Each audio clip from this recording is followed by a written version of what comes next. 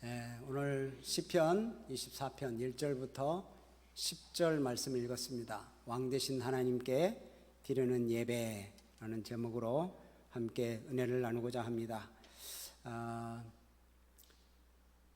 우리 하나님은 창조주 하나님이시고 우리 하나님은 영광의 왕이신데 그 하나님 앞에 우리가 어떻게 반응해야 하느냐,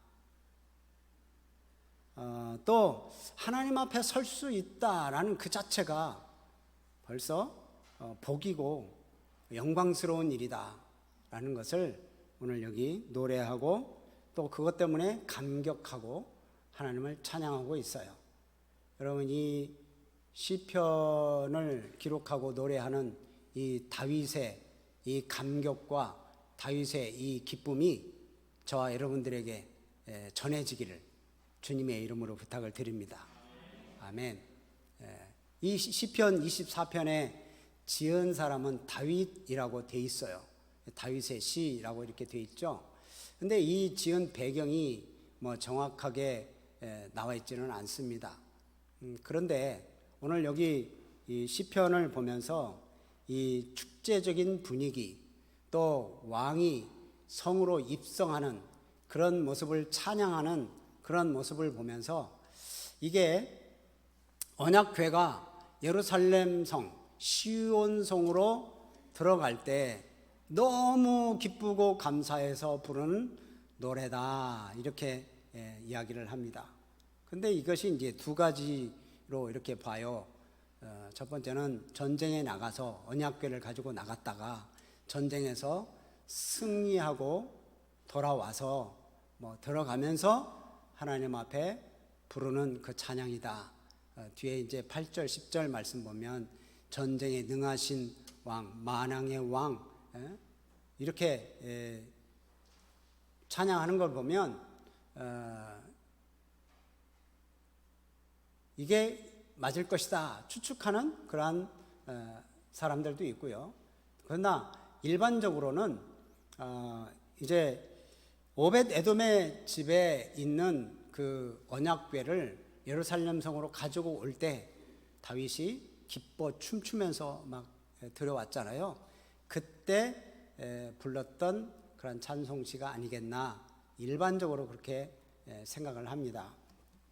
그래서 예루살렘 성으로 이 언약궤를 모셔오는 그 감격의 날에 모든 성도들 마음을 활짝 열고 이 하나님이 지금 들어가신다, 문을 열어라, 그래가지고 이제 성으로 입성할 때 부르는 이 찬송시라고 봅니다.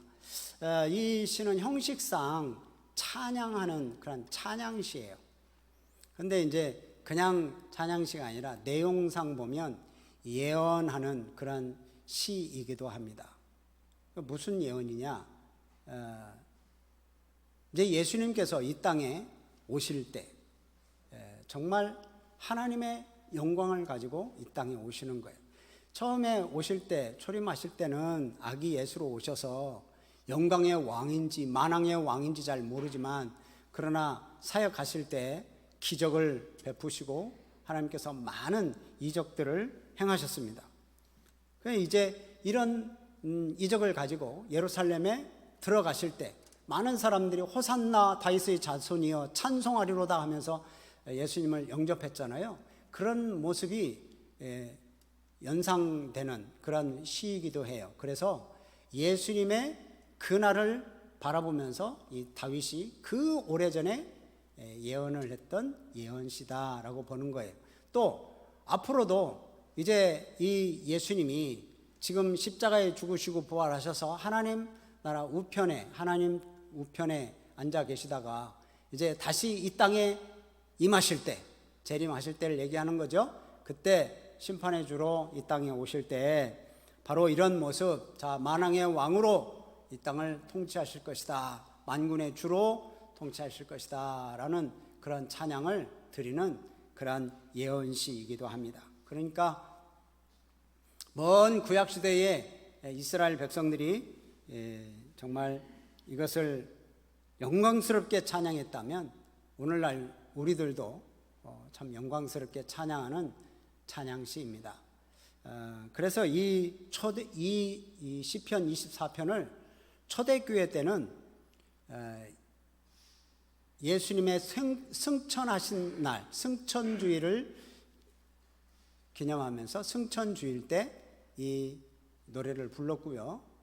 이제 오늘날에서는 예수님이 부활하신 부활절 절기 때 이 찬송을 부르기도 합니다. 낭송되기도 해요. 이제 오늘 이제 이 말씀을 한번 생각해 보고자 합니다. 자, 우선 다윗은 하나님을 찬송할 때, 자, 우리가 하나님을 찬양하는 것이 당연하다는 거예요. 왜요? 하나님은 우주 만물을 창조하신 분이고, 창조하신 분이니까 우주 만물의 주인 되시는 분이다.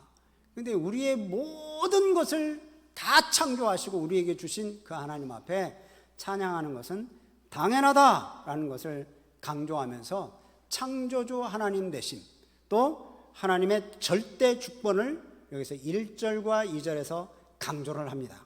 한번 1절 한번 보시죠. 1절 시작. 땅과 거기에 충만한 것과 세계와 그 가운데 사는 자들은 다 여호와의 것이로다. 예, 다 여호와의 것이다. 땅, 그 땅 위에 있는 모든 것, 그 세계, 그 가운데 사는 사람들조차도 다 여호와의 것이라. 지금 그렇게 얘기를 해요. 다 하나님의 소유다. 또 2절에서도 그래요.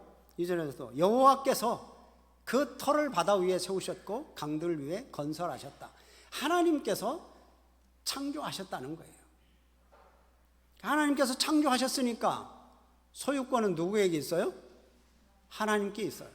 다 하나님의 것이라는 거예요. 단지 이스라엘에만 국한되는 그런 지역적인 신이 아니라 우리 하나님은 온 세계, 온 우주의 주인 되시는 그런 하나님이시다라는 것을 지금 다윗이 먼저 선포를 하는 거예요. 로마서 11장 36절 말씀 보면 이런 말씀이 있어요. 만물이 누구에게서 나오고 주에게서 나오고 주로 말미암고 또 주에게로 돌아간다. 그리고 이게 무슨 말씀이에요? 모든 게 하나님께로부터 나왔다는 거예요. 하나님이 창조하셨다는 거예요. 다 하나님 거라는 거예요. 그러니까 내 주변에 있는 것, 내가 가지고 있는 것, 다른 사람들이 가지고 있는 것 다 누구의 것? 하나님의 것이에요. 그러니까 우리는 하나님의 것으로 살아가고 있는 거예요. 그러니까 하나님 앞에 감사드릴 수밖에 없어요. 여러분, 내가 주인이라고 착각하시면 안 됩니다. 내 건강도, 내가 가지고 있는 물질도, 내가 가지고 있는 여러 가지 그런 환경도 다 하나님이 주신 거예요. 그래서 우리가 하나님 앞에 늘 감사하며 살아가는 거예요. 맥주감사절만 하나님 앞에 감사하는 게 아니라 늘 하나님 앞에 감사하면서 살아가는 거예요. 내 거라고 생각하면 내가 이걸 가지고 어떻게 즐겨볼까, 얼마나 내가 부귀영화를 누려볼까 그러잖아요. 내 것이 아닌데. 누가복음 12장 13절 이하 말씀 보면 어리석은 부자 이야기 나오죠.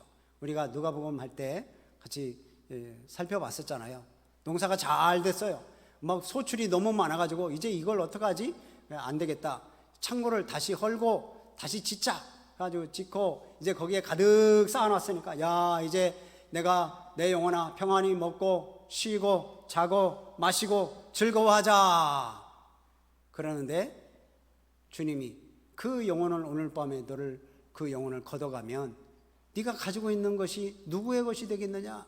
아무 것도 아니라는 거죠. 우리의 내 것은 하나도 없어요. 다 하나님 것이지. 잠깐 빌려서 쓰는 것뿐이에요.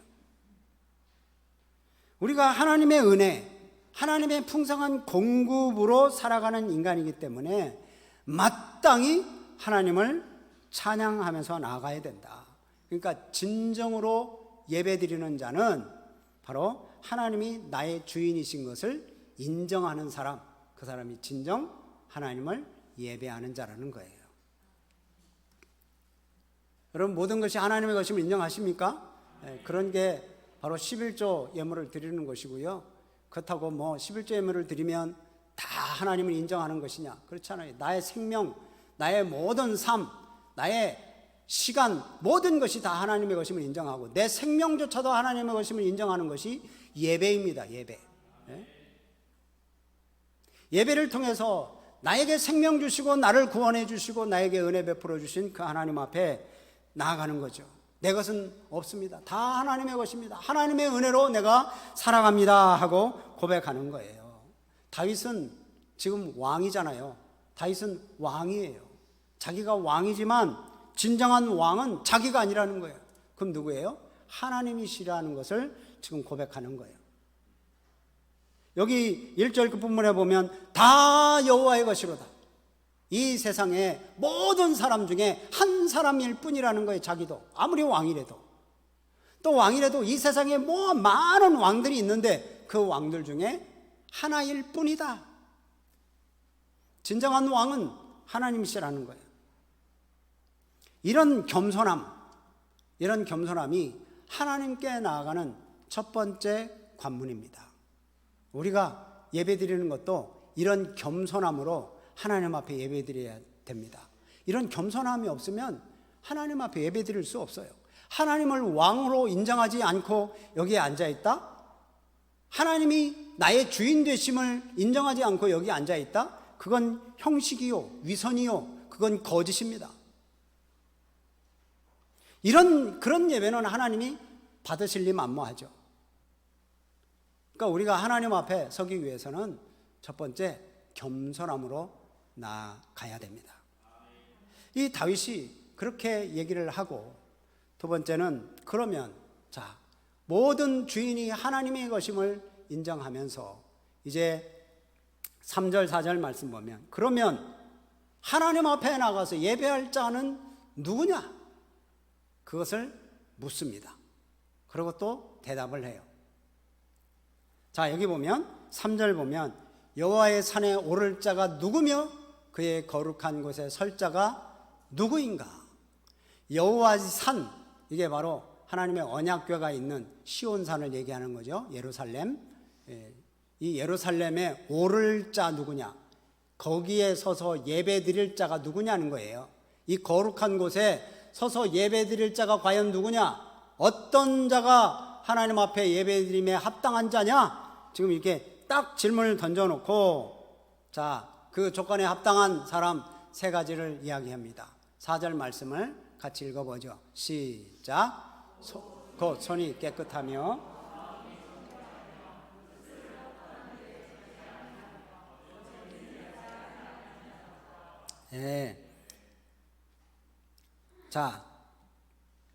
우선 손이 깨끗하며 라고 이렇게 말합니다. 이것은 정말 꺼리낄 것 없는 그런 성결한 삶, 정직한 삶, 이런 삶을 얘기하는 거죠. 손은 많은 일들을 하잖아요. 이 많은 일들을 하면서 행함에 깨끗한 사람, 세상에 더러운 때가 묻지 않은 순결한 사람, 그런 사람을 얘기하는 거예요. 죄 없는, 범죄하지 않고 하나님 앞에 막 진심으로 믿음으로 살려고 하는, 정직하게 의롭게 살려고 하는 사람, 손이 깨끗한 사람을 얘기합니다. 그래서 하나님은 손이 깨끗한 자에게 복을 주신다고 말씀을 하세요. 시편 18편 24절 말씀 보면 내 손이 깨끗한 만큼 내게 갚으셨도다. 또 야고보서 말씀 보면 이런 말씀이 있어요. 죄인들아 손을 깨끗이 하라. 손을 깨끗이 하라는 건 뭐예요? 죄인들아 라고 말하면서 손을 깨끗이 하라는 건 뭡니까? 죄를 회개하라는 거죠. 회개를 촉구하는 겁니다. 성도는 세상에 속한 사람들과는 좀 다르게 손을 좀 깨끗하게 할 필요가 있습니다. 만약에 죄를 범했다면 하나님 앞에 회개해야 되고, 또 그 회개하고 하나님의 백성이라는 사실을 자꾸 드러내야 돼요. 예수 믿는 사람 모습을 나타내야 되는 거죠. 예수 믿는 사람인지 안 믿는 사람인지 구분 안 가는 사람이라면 참 좀 문제가 있죠.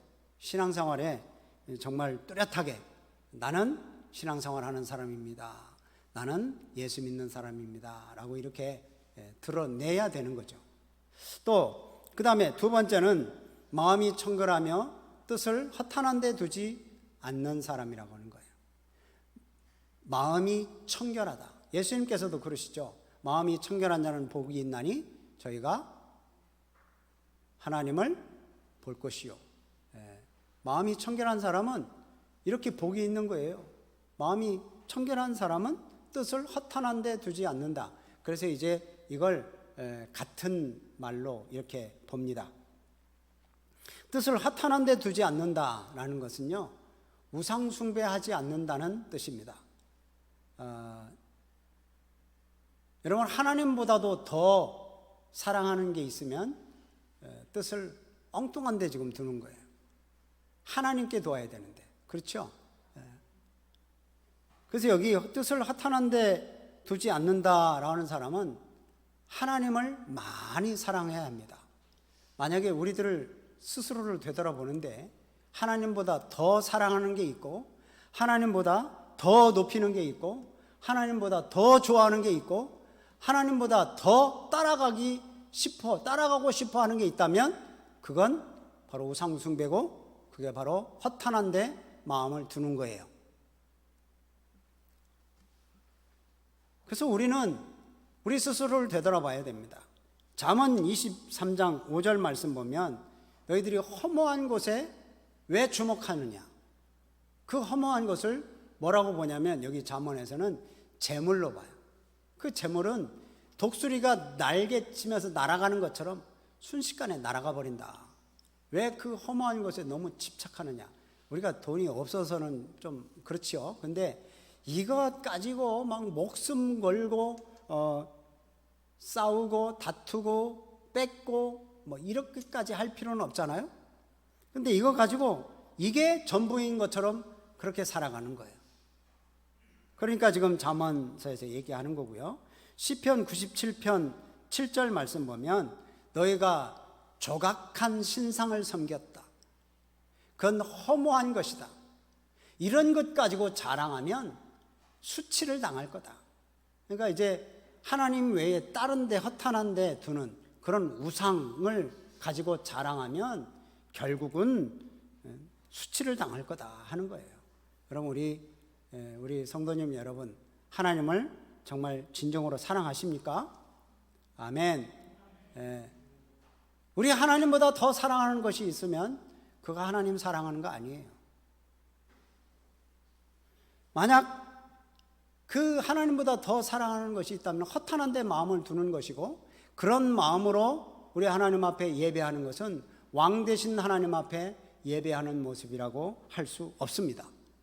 그러니까 우리는 늘 하나님의 말씀을 듣고 또 우리가 하나님의 말씀을 깨달아서 회개하고 또 죄악들을 씻어내고 그래서 하나님 앞에 나아가야 되는 거예요. 여러분, 우리 믿음의 선배들은 어떻게 신앙생활하는지 여러분 잘 아시죠? 예배 전에 딱 와서 하나님 앞에 회개하고 그동안 내가 왕으로서 인정하지 못했습니다. 나의 주인 되심을 고백하지 못했습니다. 그러면서 먼저 회개하고 자복하고 그래서 하나님 앞에 믿음으로 예배를 드리는 거예요. 근데 우리는 요즘 어때? 오기가 바쁘고 와서 예배 드리기가 바쁘고 성경책 펴기 바쁘고 그러면 허겁지겁 와서 예배 드리는 모습은 진짜 왕 되신 하나님 앞에 예배하는 모습은 아니죠. 주님도 그것을 기뻐하시지 않습니다. 세 번째, 정말 하나님 앞에 예배드리며 하나님 앞에 설 자는 과연 누구냐? 거짓 맹세하지 않는 그런 자입니다. 거짓 맹세한다, 거짓말하지 않는다, 이런 말의 성결만 말하는 게 아니고 신앙적인 것을 얘기하는 거예요. 이스라엘 백성들은 자기의 진실함, 정직함을 말하려고 하나님의 이름을 들먹였어요. 내가 하나님의 이름을 걸고 내가 약속할게 이러는 거죠. 하나님의 이름으로 맹세를 하는 거예요. 그러면서 나중에는 거짓말을 해요. 그걸 속여요. 그 약속을 지키지 않아요. 그러면 뭐예요? 결국은 하나님의 이름을 악용한 거예요. 이것은 실수가 아니고 자기 악한 목적을 성취하기 위해서 의도적으로 이것을 범한 그런 의도적인 범죄예요. 이런 범죄를 서슴지 않았던 거죠. 이런 것은 정말 하나님이 주인 되시고 하나님의 나의 왕 되심을 인정하지 않는 거예요. 남용하는 거예요. 하나님을 우습게 하는 거죠. 이런 사람들은 하나님 앞에 설 자가 못 된다는 거예요. 못 된다. 그래서 이 다윗은 찬양할 때 그러는 거예요. 누가 하나님 앞에 설 수 있겠느냐? 누가 하나님 앞에 예배드릴 수 있겠느냐? 손이 깨끗한 자, 마음이 청결한 자, 뜻을 허탄한 데 두지 않는 자, 거짓 맹세하지 않는 그런 사람들이 바로 하나님 앞에 예배할 수 있는 사람이다. 진정으로 예배하는 자는 바로 이런 사람들이다. 이런 사람들이 하나님 앞에 나아가면 복을 받고, 이런 사람들이 하나님 앞에 나아가면 구원의 의를 입는다라는 것을 여기 고백하고 있어요. 5절 말씀이 바로 그거죠. 복을 받고 의를 얻는다. 그러면 이 사람들이 왜 복을 받고 의로운 삶을 살아요? 6절 말씀은 그 이유예요. 왜? 이 사람들이 왜 이렇게 복을 받고 사느냐? 6절 한번 보면, 이는 왜냐하면 여호와를 찾기 때문에, 또 야곱의 하나님의 얼굴을 구하는 자들이기 때문에 그렇다라는 거예요. 여기 보면 셀라라는 게 있어요. 괄호하고 셀라. 이거 안 읽어도 됩니다. 그냥 추임새 비슷한 거예요. 이 시편은 찬송시라고 그랬죠. 시, 노래입니다. 노래. 이 셀라라고 하는 것은 잠깐 쉬었다가 이제 더 격양된 목소리로 하나님을 찬양해라, 그런 음표예요. 음표. 무슨 말인지 이해하시겠죠? 아무튼 자, 여기서 왜냐하면 그는 하나님을 찾고 하나님의 얼굴을 구하기 때문에 하나님으로부터 복을 받고 하나님께로부터 구원의 의를 얻는다. 여기서 지금 시편 기자는 과연 하나님 앞에 설 자, 예배할 자가 누군가라는 질문을 우리들에게 던집니다. 그리고 어떤 자세로 나아가야 되는지를 말씀해 줍니다. 자, 과연 우리는 이런 모습으로 주님 앞에 나아가고 있느냐? 깨끗한 삶을 살고 있는가? 하나님을 왕 되심으로 인정하는가? 허탄한 데 마음을 두지 않는가? 우리 하나님이 나의 주인 되심을 내가 인정하는가? 하나님 앞에 겸손하는가? 우리 한번 되돌아보시고, 그런 모습이 없다면 우리는 회개해야 됩니다. 아멘. 주인 되심을 부인했던 내 삶을 용서하여 주시고, 하나님이 나의 왕 되심을 부인했던 것 용서하여 주시옵소서. 이제는 주님이 나의 왕이십니다. 나를 다스려 주세요 하고 주님 앞에 믿음으로 나아가는 거예요. 이런 모습으로 하나님 앞에 나아갈 때, 예배 드릴 때마다 이런 마음을 갖는다면 그 자체가, 그 예배 자체가 풍성해지는 거고, 이 예배의 문은 활짝 열리게 될 줄로 믿습니다. 그래서 이 다윗은 7절, 8절, 9절, 10절 통해서 이제 막 격양된 목소리로 하나님을 찬양하는 거예요. 아까 셀라 이렇게 돼 있잖아요. 이제 영광의 왕이 누구시냐 그러면서 이제 야, 다들 문을 다 활짝 열어라. 왕이 들어가신다. 그래서 이제 막 격양된 목소리로 지금 외치고 있어요. 자, 7절과 9절은 말씀이 똑같습니다. 또 8절과 10절 말씀은 정말 거의 흡사합니다. 이게 반복적으로 하는 이유는 뭘까요? 그만큼 중요하다는 거예요. 또 이 일이 반드시 실행돼야 된다는 거예요. 그래서 이제 24장 7절부터 노래를 부르는 거예요. 우리 아까 찬양했죠? 문들아 머리 들어라 영광의 왕 들어가신다. 그 영광의 왕이 누구냐? 바로 우리 하나님이시다. 그러면서 이제 막 선포를 하면서 들어가는 거예요. 지금 이 모습을 한번 보세요. 자, 다윗은 문들을 향해서 다 문 열어라, 문 들어라 라고 하는 것은 옛날 성문이 이렇게 위에서 착 내려오고 올려가고 이런 문이었었던 그런 적이 있었으니까 그때를 기억하면서 문을 들어라, 문을 열어라는 거예요. 문을 활짝 열어라.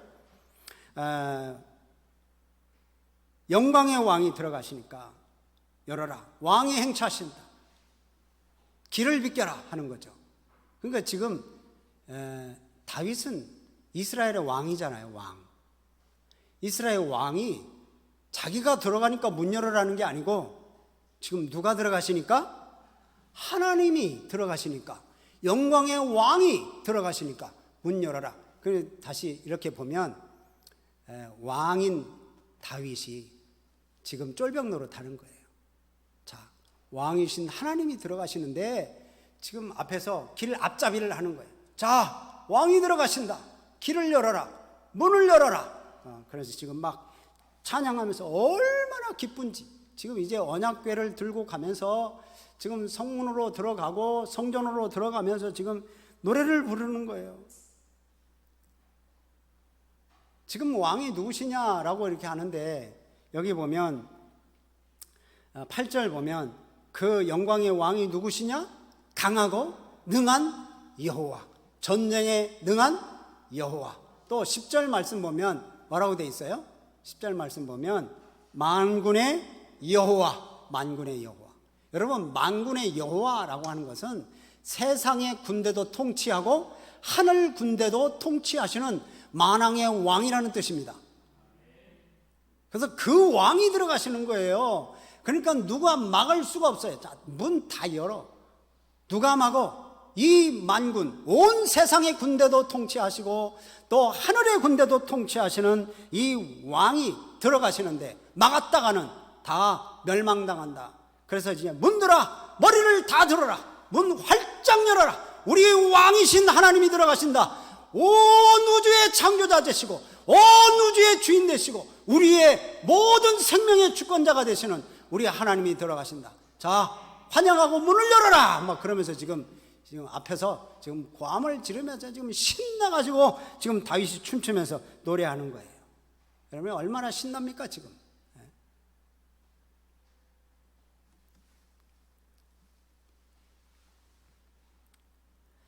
다윗은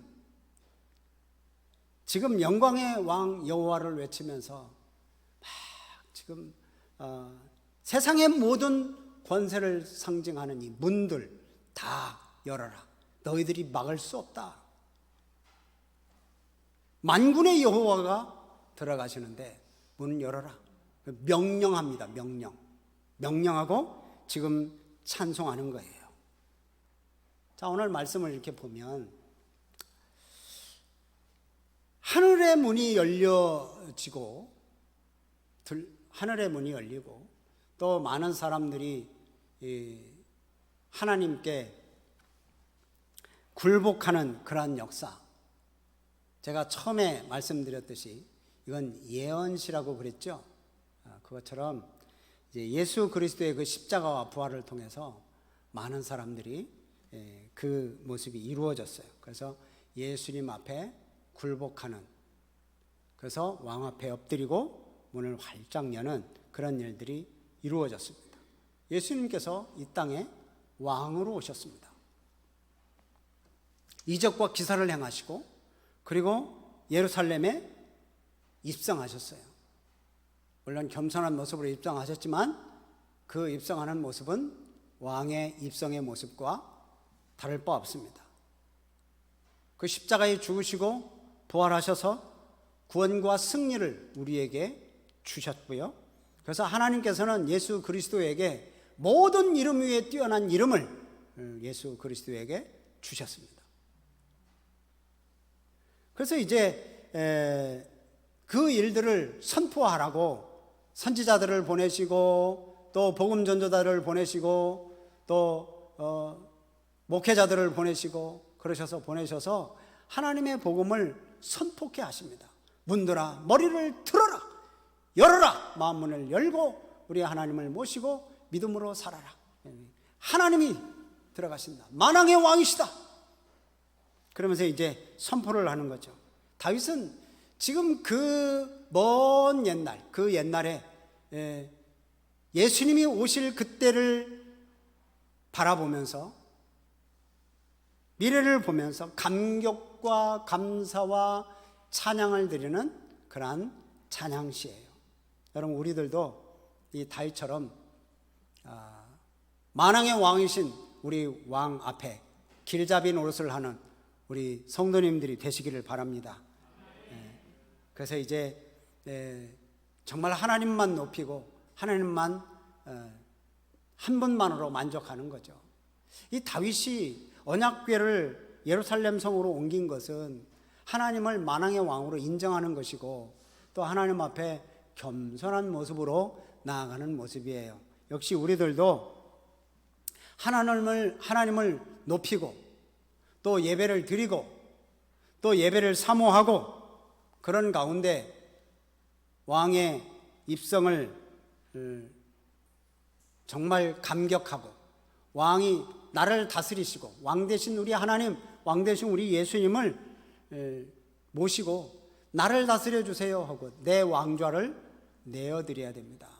그럴 때 이 다윗이 야, 문들아 활짝 열어라, 만왕의 왕이 들어가신다, 야, 영원한 그 영광의 왕이 들어가신다, 문을 열어라, 뭐 그러면서 이제 이렇게 찬양하는 그 찬양의 그 감격, 그 기쁨이, 여러분, 이 다윗의 기쁨이 저와 여러분들의 기쁨이 되시기를 주의 이름으로 축복합니다.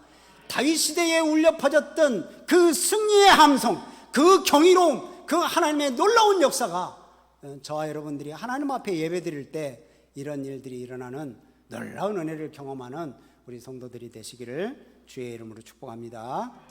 아멘.